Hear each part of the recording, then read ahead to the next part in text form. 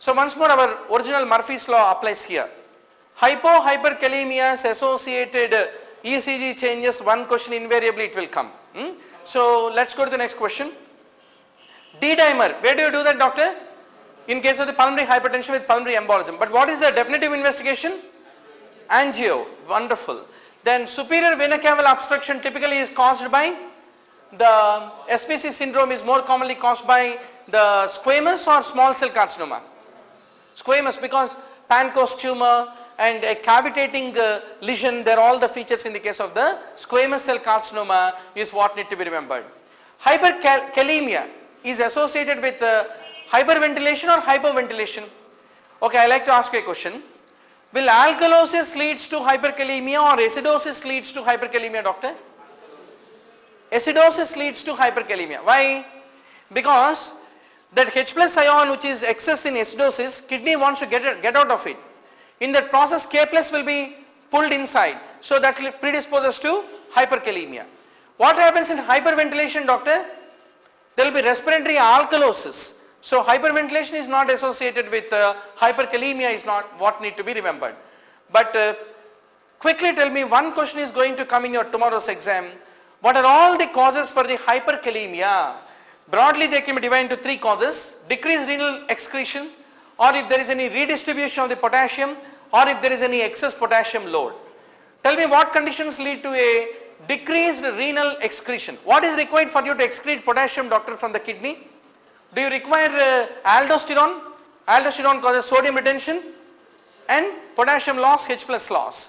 So in the diabetic individuals or those who have interstitial nephritis, they can't produce enough amount of renin. So enough amount of aldosterone is not there.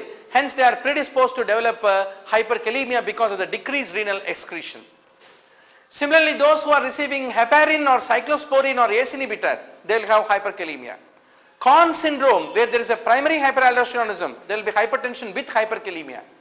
And adrenal insufficiency also leads to a low volume state that will decrease the GFR. If GFR is decreased, potassium levels will shoot. Hence hyperkalemia occurs if there is any patient with Addison's disease is what need to be remembered.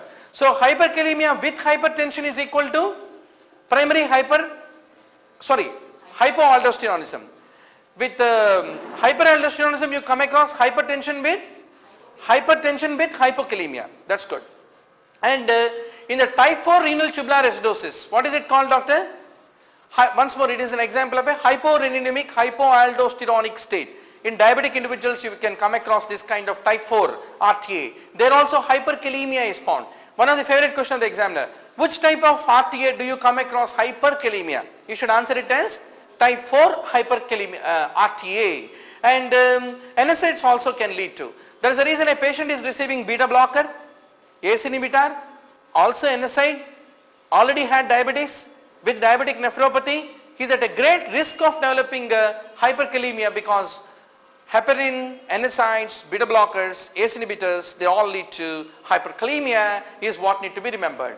Similarly, in the case of the insulin deficiency, patients who are undergoing dialysis and those who are receiving succinylcholine, this is a favorite question of the examiner. Succinylcholine can become much more toxic in an individual if concurrently if there is a hyperkalemia or aminoglycoside administration in a patient who is receiving the succinylcholine. Similarly, digitalis intoxication. Hypokalemia predisposes to digitalis toxicity.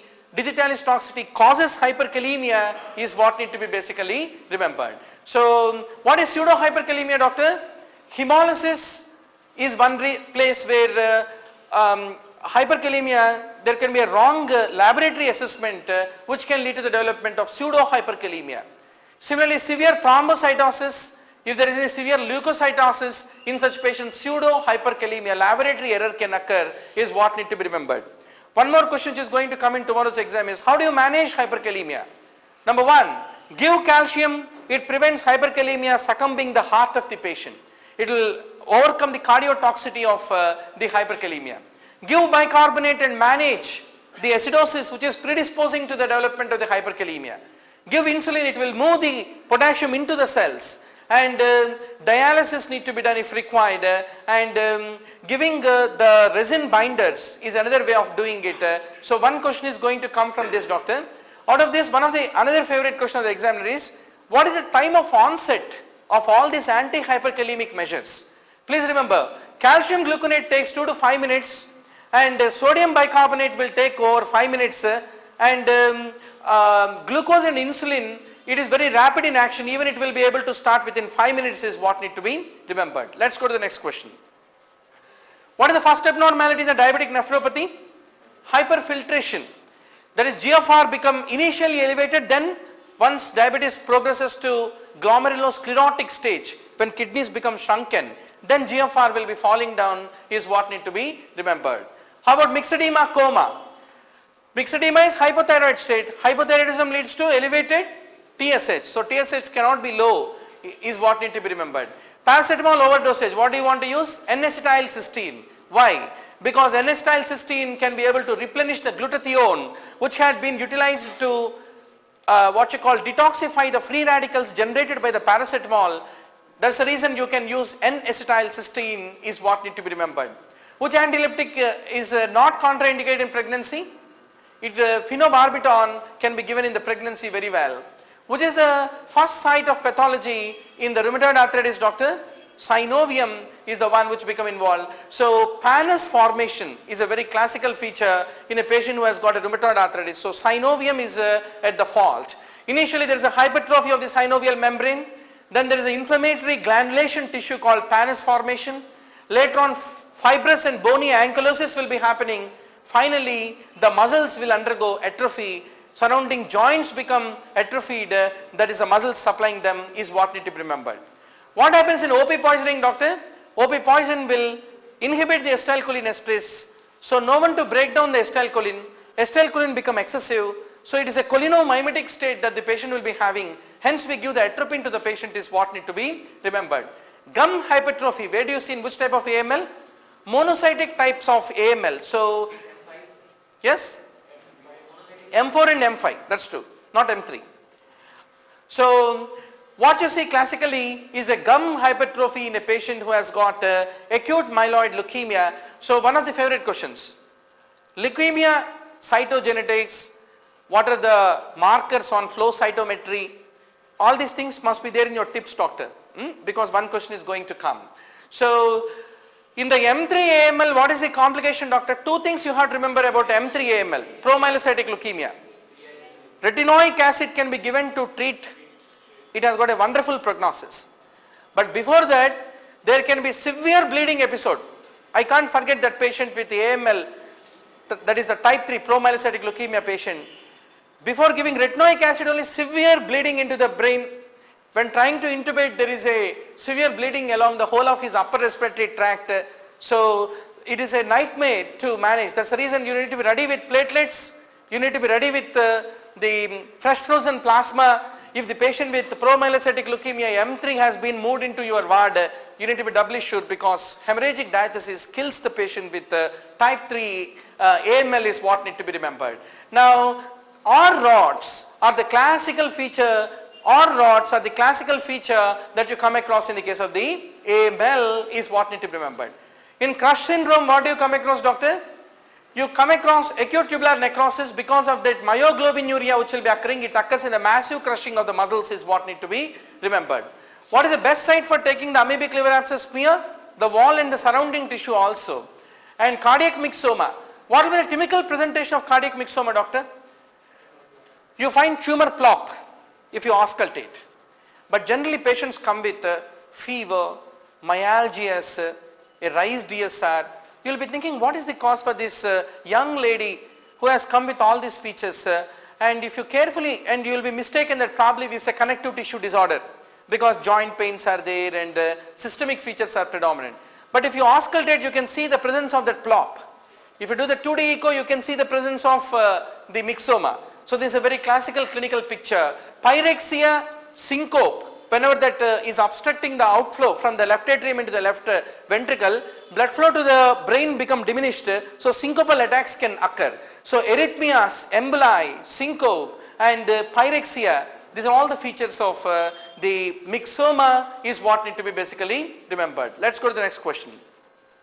Hyperventilation leads to respiratory alkalosis, not the metabolic alkalosis. Now, let us talk about bulimia nervosa. What is the basic definition of this, doctor? Typically, these people will be purging a lot of calories, basically eating a lot, and they are immediately worried about their obesity is going to pick up. They try to do prolonged fasting following that excessive exercise, and they try to take some diuretics. Some people, they try to induce vomiting. That's called bulimia nervosa.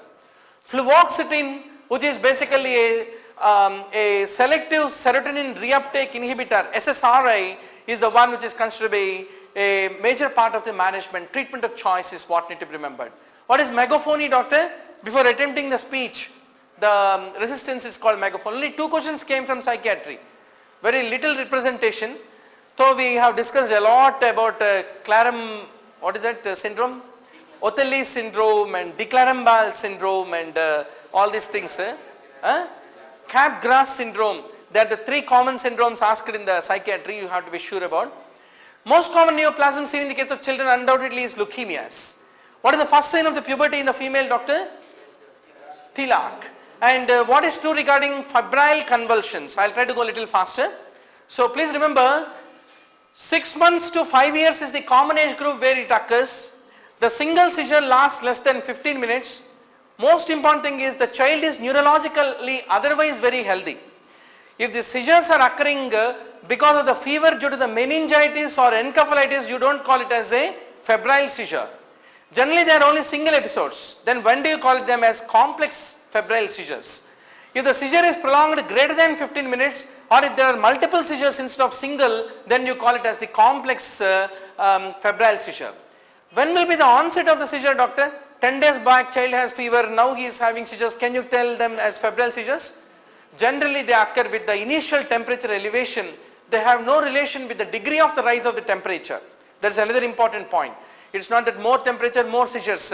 That quantitative relation does not exist is what I want to underscore to all of you. But one rule is, if the rectal temperature is under 38 degrees Celsius, you can't make a diagnosis of febrile convulsion. Definitely a fever must be documented at the time of the onset of the seizures. So what is the answer, doctor, finally? Multiple episodes are seen only in the complex febrile seizures but not in simple febrile seizures. Generally onset of seizure is within 24 hours after the onset of the fever. Where do you find the V's? All V's are not asthma is the golden rule which you should not forget. They can occur because of the pulmonary edema. They can occur because of the viral pneumonias. They can be due to the foreign body ingestion, where both stridor and V's, both the things can occur is what need to be remembered. When is the breast milk is maximum, doctor? Between 5 to 6 months. What is holoprosencephaly? Typically it is seen in the case of the Patau syndrome. So also rarely seen in the case of the Edward, but holoprosencephaly is more classical in the case of the Patau syndrome. So a newborn with trisomy 13 called Patau syndrome typically will have a low Apgar score. And how do you know that he is having holoprosencephaly? Other midline facial abnormalities will be there. Cleft lip, cleft palate, polydactyly, microcephaly, the rocker bottom feet, the microphthalmia, scalp defects, omphalocele, they are all seen in the case of the Patau syndrome. Hypertelorism, microphthalmia, anophthalmia also can coexist. So this gives you a flare image of holoprosencephaly. Basically, what is the meaning of holoprosencephaly, doctor? Brain does not divide completely into 2 halves, like what happens in most of us. And fetal MRI shows lobar holoprosencephaly as what you can see in the case of this MRI.